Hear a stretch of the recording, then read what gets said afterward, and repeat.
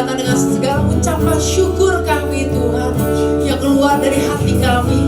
Kami orang-orang yang sudah melihat kebaikan Tuhan, bahkan kami mengecap kebaikan-Mu hari lepas hari.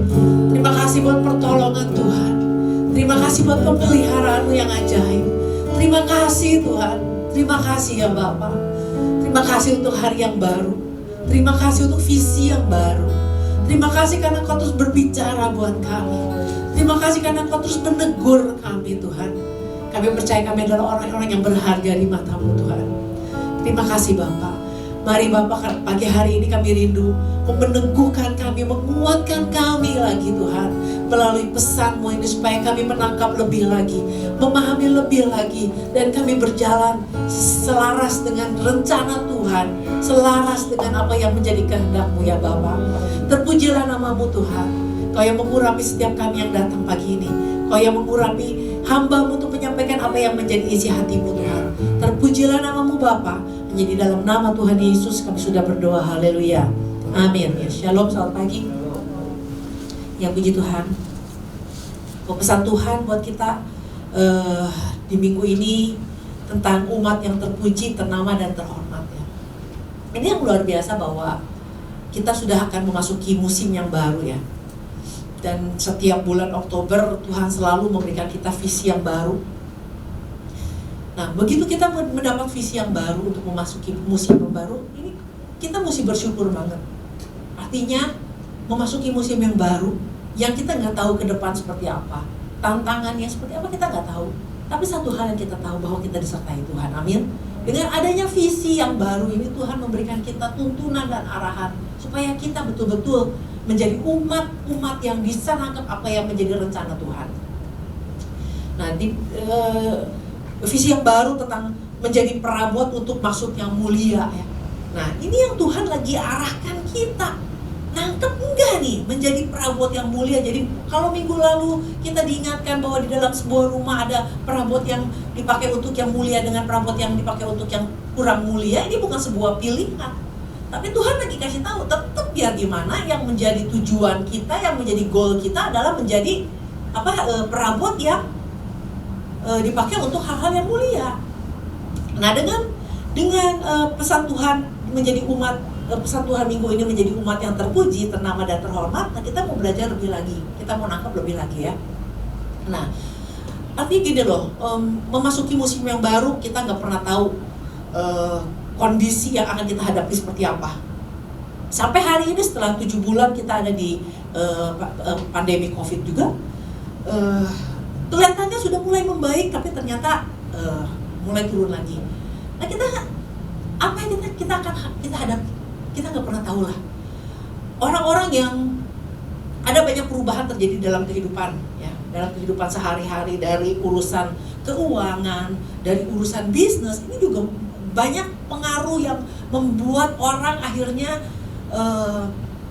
fokusnya mulai teralihkan. Dan puji Tuhan bahwa setiap minggu Tuhan masih terus bicara buat kita supaya apa? Tetap fokus kita jangan salah. Nah, menjadi umat terpuji, ternama, dan terhormat, kita lihat dulu dalam Ulangan 26 ya. Kita baca dulu dari kitab Ulangan.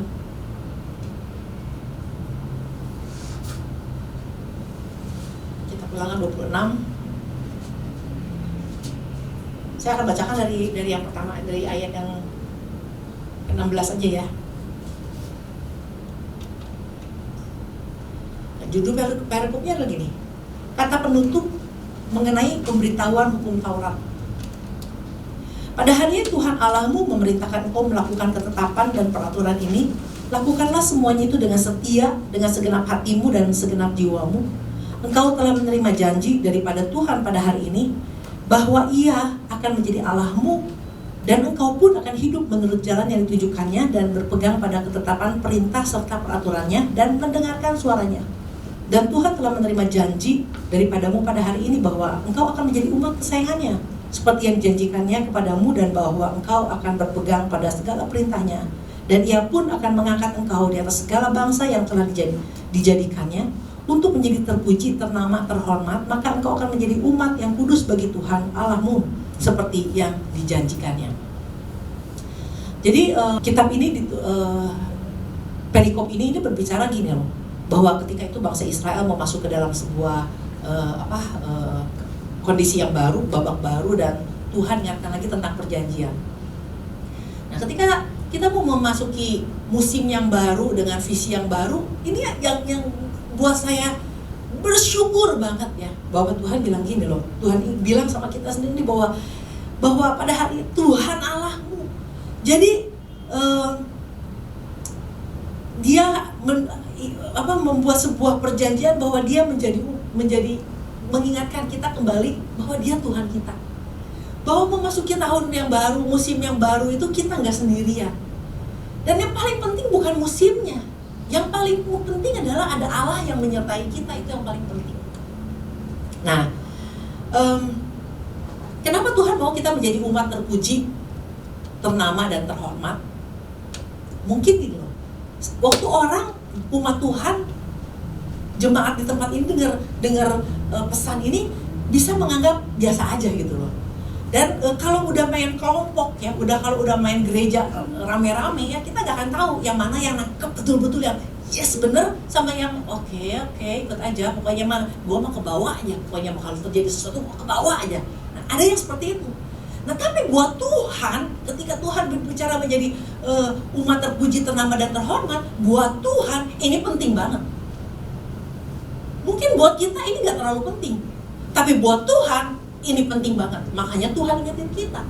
Bukan cuma sekedar aku menjadi Allahmu, tapi yang terpenting adalah engkau menjadi umatku terpuji, ternama, dan terhormat. Kenapa buat Tuhan ini penting banget? Ini berbicara tentang nama Tuhan, tentang reputasi Tuhan. Gak main-main. Makanya kalau kita baca di Yosua 2, Yosua 2 ayat yang ke-9, saya bacakan ini. Dan berkata kepada orang-orang itu, aku tahu bahwa Tuhan telah memberikan negeri ini kepada kamu, dan bahwa kengerian terhadap kamu telah menghinggapi kami, dan segala penduduk negeri ini gemetar menghadapi kamu. Sebab kami mendengar bahwa Tuhan telah mengeringkan air laut Teberau di depan kamu ketika kamu berjalan keluar dari Mesir, dan apa yang kamu lakukan kepada kedua raja orang Amori yang di seberang sungai Yordan itu, yakni kepada Sihon dan Og yang telah kamu tumpas. Ketika kami mendengar itu, tawarlah hati kami dan jatuhlah semangat kami setiap orang menghadapi kami, sebab Tuhan Allahmu ialah Allah di langit, di atas, di bumi, dan di bawah. Ini nggak, orang ini perempuan ini nggak lagi berbicara ini Rahab ya lagi. Rahab nggak lagi bicara, wah dengar Musa, gila Musa dahsyat banget. Wah itu ternyata Musa yang gue denger gini. Dia nggak bilang itu. Yang dia bilang siapa? Aku dengar Tuhan Allahmu. Jadi kalau kita orang Kristen, apa yang kita lakukan, orang akan lihat ini, oh Tuhan Allahmu. Ternyata Tuhanmu, Allahmu. Jadi buat Tuhan, kita terpuji, ternama dan terhormat itu penting buat Tuhan. Jadi kalau kita suka bilang gini loh, bahwa segala kemuliaan, segala pujian, segala hormat bagi Tuhan. Ini bukan cuma sekedar waktu kita nyanyi bagus, bukan soal suara kita bagus, penyembahan kita bagus dan pujian itu buat Tuhan. Apa yang kita lakukan itu sangat menentukan reputasi Tuhan. Dan jadi ini yang kita harus tangkap, bahwa inilah saatnya Tuhan dikenal oleh banyak orang. Ketika Daniel ada di Babel, yang dia lakukan, ketika dia melakukan sesuatu, Raja Nebukadnezar pun akhirnya mengakui bahwa apa? Sesungguhnya Allahmu lah Allah yang mengatasi segala alam. Terpujilah Allahnya Sadrak, Mesak, dan Abednego. Jadi nama Allah sangat dipengaruhi dengan apa yang kita lakukan. Nah kalau gini loh, susah gak ya? Jadi apa yang harus kita lakukan untuk itu? Jadi sebelum kita mengerti tentang perabot yang mulia, untuk pekerjaan yang mulia, saya merenung gini loh. Ketika Tuhan menciptakan, ketika sebuah pabrik deh, kita lagi ngomong sebuah manufaktur, sebuah pabrik. buat misalnya kita semua pegang HP ya, gadget, atau kita naik mobil. Semua orang, semua produksi yang produksi di sebuah pabrik itu, mereka bikin sebuah rancangan yang luar biasa. Mereka cari komponen-komponen yang terbaik, mereka pasang ini, diatur ini dan ini sampai akhirnya menjadi sebuah hasil yang baik. Mereka tes, wah ini kurang bagus nih, lampunya kurang bagus, diganti lagi. Oh ini mesinnya kurang bagus, diganti lagi. Sampai apa yang mereka rancangkan secara di gambar itu sampai harus menjadi sebuah produksi yang betul-betul luar biasa. Bukan cuma sekedar yang penting gua bikin mobil, yang penting gua bikin gadget. Bukan itu. Yang penting bukan masalah bikinnya. Yang mereka pikirkan bukan cuma sekedar yang penting bagus, rancangannya bagus. Yang mereka pikirkan adalah gini, ini hasilnya mesti bagus. Keluar dari pabrik, barang ini harus terpuji, ternama, terhormat. Makanya mereka lakukan tes, mereka lakukan pengujian demi pengujian. Supaya apa? Ketika mereka misalnya ini dimasukin ke sebuah box, ini udah layak. Nah, anak-anak muda kan sering yang namanya kalau mulai pakai mulai foto-foto. Nah, fotonya bagus. Temennya akan tanya, lu pakai merek apa? HP lu apa sih? Kok bagus hasilnya? Betul nggak? Mereka akan tanya, buatan mana?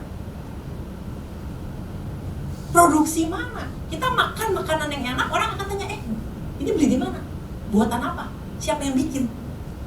Nah akhirnya, apa yang terbaik yang bisa dirasakan orang, mereka akan tanya dari mana asalnya. Jadi nggak main-main, saudara. Nah makanya kalau kita dengar bahwa beberapa tahun yang lalu sempat sebuah pabrik mobil, waktu dia udah keluarkan, sudah dipasarkan, ternyata ada yang nggak bagus kan, ada sesuatu yang defect gitu loh hasilnya. Apa yang pabrik itu lakukan? Karena ini menyangkut nama besar pabrik ini, reputasi pabrik ini. Apa yang dia lakukan? Recall. Balikin lagi. Semua yang pakai mobil merek ini, yang beli tahun ini, yang segala macam ini nih, kembali ditarik lagi dari pasaran, diperbaiki lagi. Apakah kita keluar duit untuk itu? Enggak.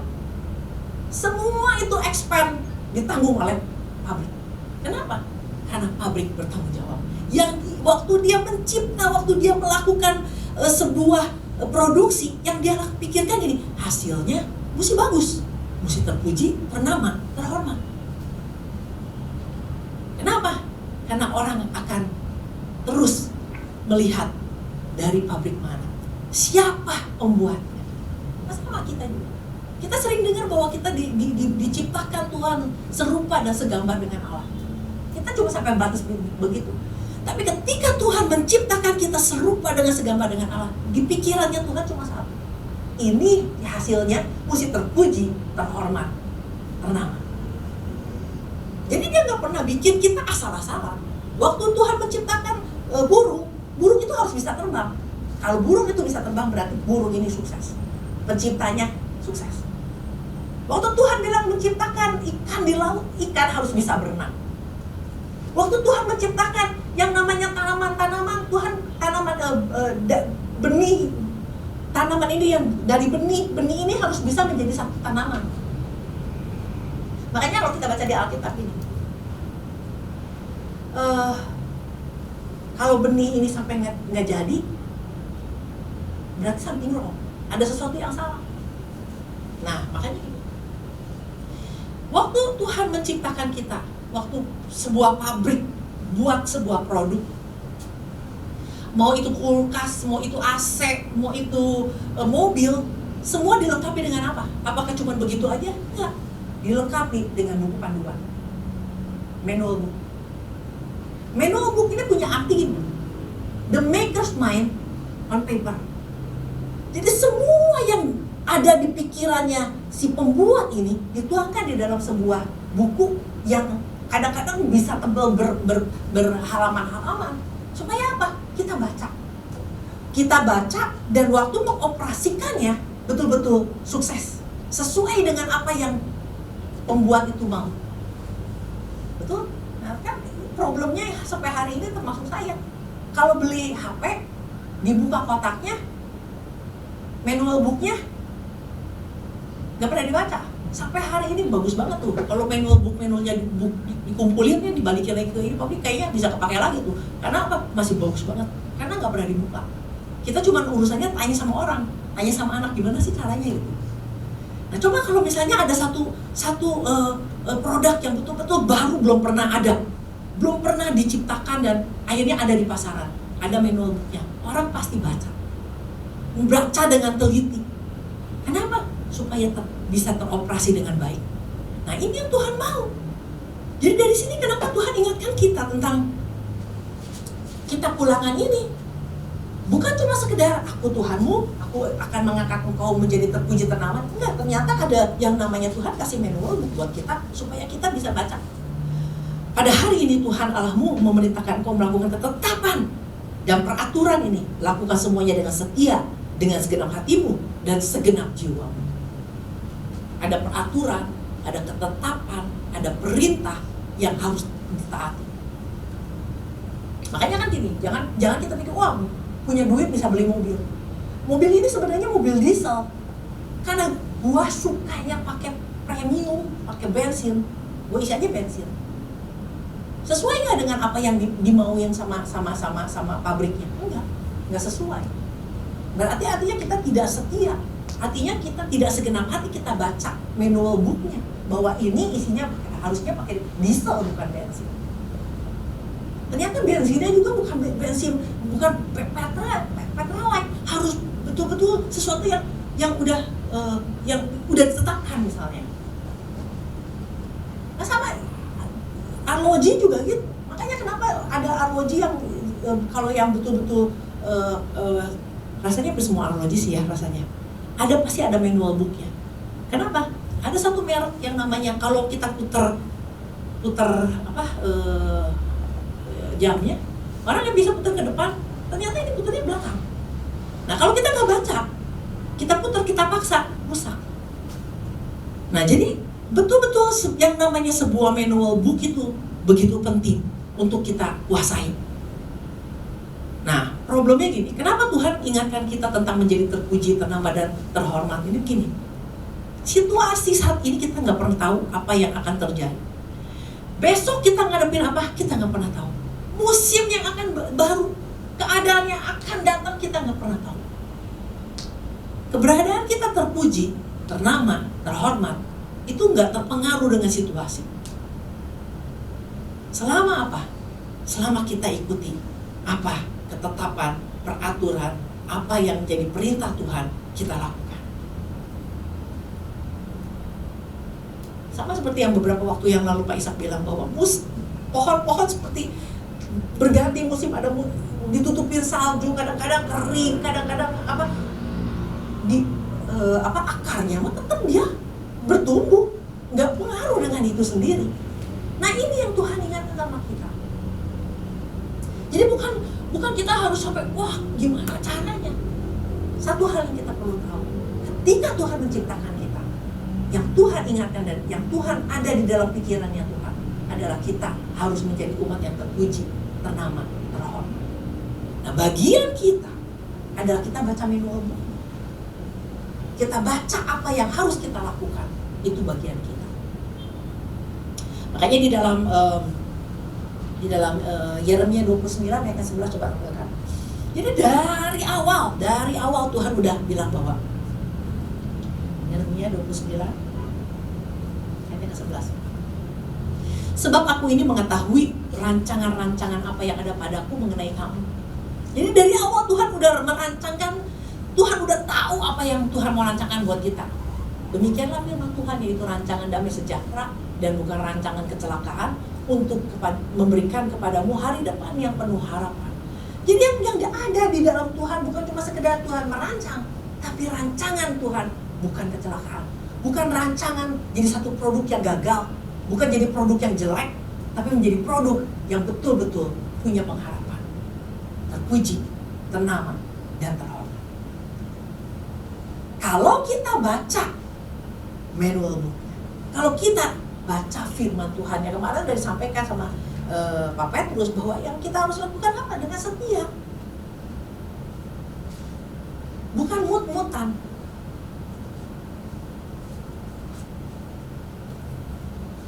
Kita baca serius firman Tuhan kalau lagi gak punya duit. Begitu banyak duit, kita gak baca lagi. Atau sebaliknya, lagi banyak duit kita baca. Kalau lagi susah, gak baca. Nah itu bukan seperti itu. Tuhan mau kita menjadi orang-orang yang setia. Bukan setia gini, sampai hari ini gue masih Kristen loh. Gue gak akan pernah nyakal Tuhan. Bukan cuma setia bahwa kita orang Kristen, tapi di sini dikatakan setia melakukan semua peraturan dan ketetapan Tuhan. Engkau telah menerima janji daripada Tuhan pada hari ini bahwa Ia akan menjadi Allahmu dan engkau pun akan hidup menurut jalan yang ditujukannya, berpegang pada ketetapan, perintah serta peraturan dan mendengarkan suaranya. Jadi kalau betul-betul mobil yang sangat berharga, kita nggak pernah, kalau terjadi sesuatu, misalnya ada kita salah mencet, salah apa, atau HP, kita akan balik lagi kemana? Ke authorized dealer. Kita nggak mungkin cari yang abal-abal. Kenapa? Cuma pabrik yang bisa perbaiki hidup kita. Supaya apa? Tetap rancangan Tuhan adalah rancangan yang dari awal begitu Dia menciptakan kita serupa dan segambar dengan Dia. Ini produk harus jadi terpuji, ternama, terhormat. Tapi bagiannya adalah mengikuti seluruh perintah, ketetapan dan peraturannya. Di dalam buku manual booknya HP maupun juga mobil kan selalu ada gini, ada yang ini akan berhasil, ada janji. Ini akan berhasil kalau begini, akan berhasil kalau begini. Tapi ada juga peringatan, jangan lakukan ini, jangan pakai ini, jangan dinyalakan di sini, jangan begini kan. Kalau semua dia diikuti, maka ini akan menjadi produk yang baik. Siapa yang dimuliakan? Tentu kalau memangnya itu produksi Samsung. Kalau itu memangnya Apple yang akan dimuliakan. Tuhan yang akan dimuliakan. Kalau kita berjalan sesuai dengan ketetapan Tuhan. Jadi saya merenung gini loh.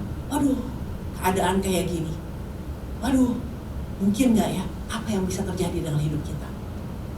Ternyata gini loh. Kita diciptakan dengan hal yang luar biasa. Bagian kita cuma gini, lakukan ketetapan Tuhan, perintah Tuhan. Itu bagian kita. Menjadi perabot yang mulia, kemarin kita ingin, yang penting kita menyucikan diri setiap hari. Ada pertobatan setiap hari. Ada bagian yang kita lakukan. Nah, untuk itu jadi artinya gini, untuk kita menjadi sebuah produk yang terpuji, ternama dan terhormat itu adalah sebuah pilihan. Mau kita sebuah pilihan dan juga sebuah kedisiplinan. Seberapa kita mau terus membangun hubungan kita dengan Tuhan sama seperti Daniel. Maka dimanapun dia berada. Jadi keberadaan Daniel bukan dipengaruhi, dia di Babel bakal gagal punya. Dia di Babel pun dia terpuji, ternama, terhormat. Nama Tuhan dimuliakan di situ. Dan inilah saatnya dimana kalau ketika Tuhan ingatkan kita dengan visi yang baru. Inilah saatnya kita bangkit. Sadarkan, ingatkan diri kita bahwa kita ini bukan orang-orang gagal. Ketika Tuhan menciptakan kita, yang Dia pikirkan cuma satu. Produk ini, hasil ini, ciptaanku ini harus menjadi produk yang terpuji, ternama, terhormat selama orang ini ikuti apa aturannya. Jadi nggak usah terlalu pusing dengan keadaan akan seperti apa. Keberadaan kita ada di mana? Yusuf ada di Mesir, tapi Tuhan bisa pakai dia dan nama Tuhan. Daniel di mana? Di Babel. Yosua di mana? Di Kanaan. Nah, ini yang Tuhan lagi ingatkan kepada kita. Nah, yang menarik adalah kita lihat di dalam Yosua Jadi selama Yosua betul-betul punya satu komitmen untuk setia ikutin perintah dan peraturan, ini yang kita lihat di dalam pidato terakhirnya Yosua 23. Tetapi kamu harus berpaut pada Tuhan Allahmu seperti yang kamu lakukan sampai sekarang. Ayat yang ke-14. Maka sekarang sebentar lagi aku akan menempuh jalan segala yang fana. Sebab itu insaflah dengan segenap hatimu dan segenap jiwamu, bahwa satu pun dari segala yang baik yang telah dijanjikan kepadamu oleh Tuhan Allahmu tidak ada yang tidak dipenuhi. Semuanya telah digenapi bagimu, tidak ada satu pun yang tidak dipenuhi. Apa yang membuat Yosua bisa ngomong statement ini? Karena dari awal Tuhan udah bilang, kalau kamu mau berhasil, kuncinya cuma satu. Janganlah engkau lupa memperkatakan kitab Taurat ini, tetapi renungkanlah itu siang dan malam, supaya engkau bertindak hati-hati sesuai dengan segala yang tertulis di dalamnya. Sebab dengan demikian perjalananmu akan apa? Berhasil, dan engkau akan terpuji, ternama, terhormat. Dan itu, jadi kalau kita mau memberikan kemuliaan sama Tuhan, bagaimana kita hidup? Kalau kita hidup selaras dengan firman Tuhan, maka Tuhan akan dimuliakan. Dia yang menjadi terpuji, dia yang menjadi ternama, dia yang menjadi terhormat untuk selama-lamanya. Oke. Jadi ini yang menjadi pesan Tuhan, dan biarlah kita merenungkan ini untuk memasuki musim yang baru, memasuki bahwa Tuhan udah menetapkan kita menjadi perabot untuk maksud yang mulia. Dan siapa kita? Apa maksud Tuhan? Ketika Tuhan merancangkan kita, Tuhan udah merancangkan kita menjadi perabot yang mulia sebetulnya. Tinggal bagian kita lakukan. Oleh karena itu gitu, gini, tantangan, kesibukan, apapun hari-hari ini kita hadapi, tetap kita harus ingat, carilah dulu kerajaan Allah dan kebenaran. Makanya semua kebutuhan ditambahkan. Nah, dengan segala kekhawatiran, ketakutan yang dihadapi orang-orang, kan akhirnya orang sibuk dengan mencari kebutuhan, mencukupi kebutuhan, sampai dia lupa tentang kerajaan Allah dan kebenaran. Nah, oleh karena itu, biarlah ini kita, termasuk saya, kita diingatkan oleh firman Tuhan ini. Tuhan sudah menetapkan diri bahwa Dia tetap Allah kita, tapi bagian kita harus kita lakukan. Demikian firman Tuhan.